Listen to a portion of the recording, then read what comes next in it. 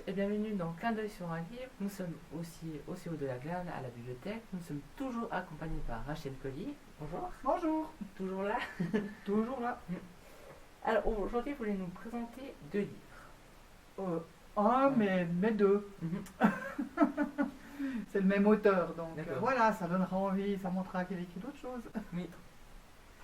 Alors ce livre s'appelle Un sale livre. D'accord. De celui-là que je vais vous parler, il y en a un autre qui s'appelle Le stylo. Mais on va s'arrêter sur celui-là. C'est une série de livres que j'avais acheté parce que j'avais pas aimé la couverture. Je me demandais comment on pouvait faire une couverture aussi basique, peu alléchante. En général, on essaie de mettre une image, des couleurs attractives, des personnages attractifs. Rien. Noir et blanc, et avec un titre, un sale livre. Je me dis, mais comment on peut vendre un livre avec un titre pareil et une page de couverture pareille? Donc, comme j'étais intriguée, j'ai acheté, puis j'ai acheté directement le deuxième, puisque vraiment c'était dans la même mouture, et je l'ai lu avec délice.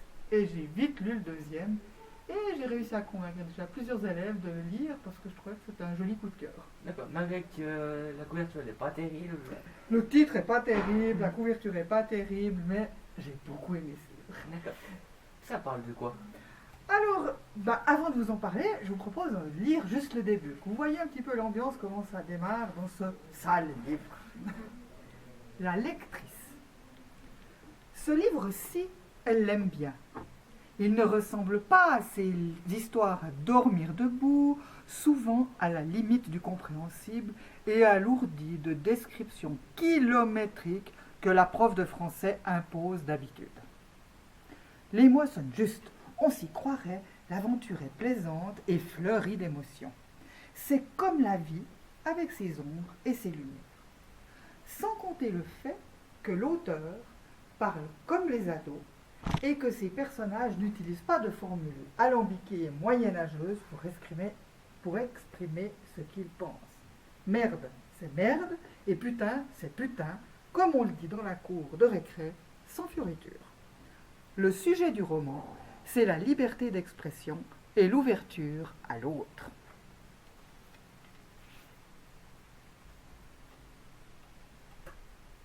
Waouh. C'est dit, hein? Le ton est assez dur, réaliste, les mots sont vrais, ce qu'on croise dans la vie tous les jours. On essaye d'oublier un petit peu la politesse et les beaux mots pour plonger dans ce sale livre. L'auteur, c'est un Français, il est enseignant de français. Et puis, je crois qu'il en avait un petit peu marre de voir ses élèves pas avoir envie de lire, pas être convaincus par le choix. Et il est devenu écrivain, il a écrit des livres pour ses élèves au départ, avec des sujets qui leur étaient proches et un langage qui leur était proche. Ça, c'est dans l'envie de l'auteur. Dans ce livre précisément, eh bien, je vous ai lu un extrait, c'était la lectrice, mais on va passer d'un personnage à l'autre, et tous ces personnages sont en train de lire un livre et expliquent ce qu'ils ressentent face à cette lecture.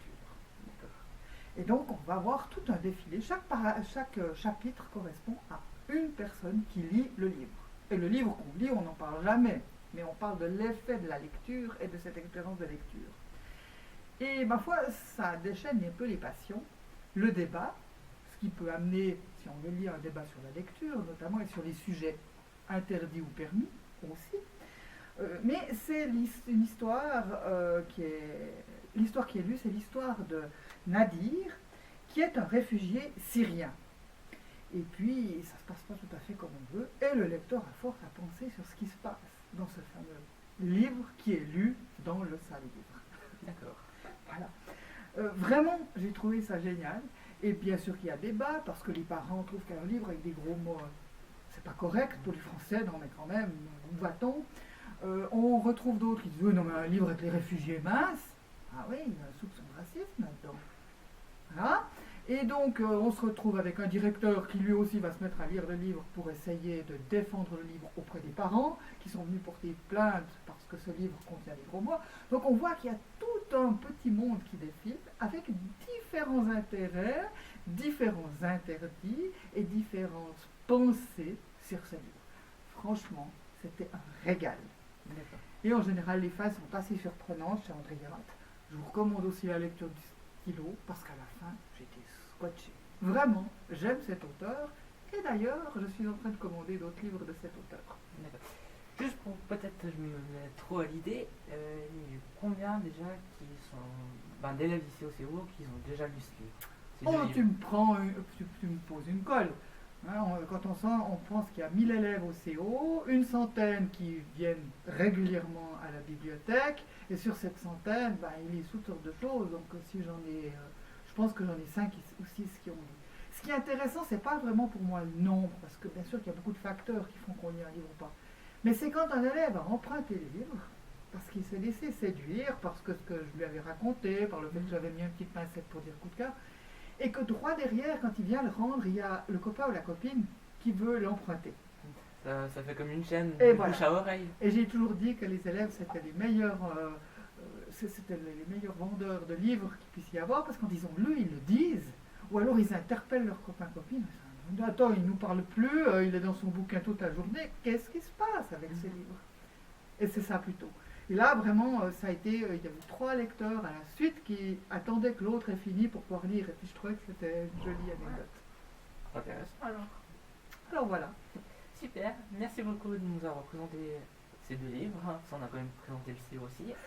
Oui, léger, mais vous verrez, vous pouvez vous accrocher avec Franck André. On laisse la surprise. Voilà, c'est ça. Merci beaucoup, Lucas. Merci de nous avoir suivis. On se retrouve la semaine prochaine pour un nouveau clin d'œil sur un livre. Je vous souhaite une très belle journée. Bye bye.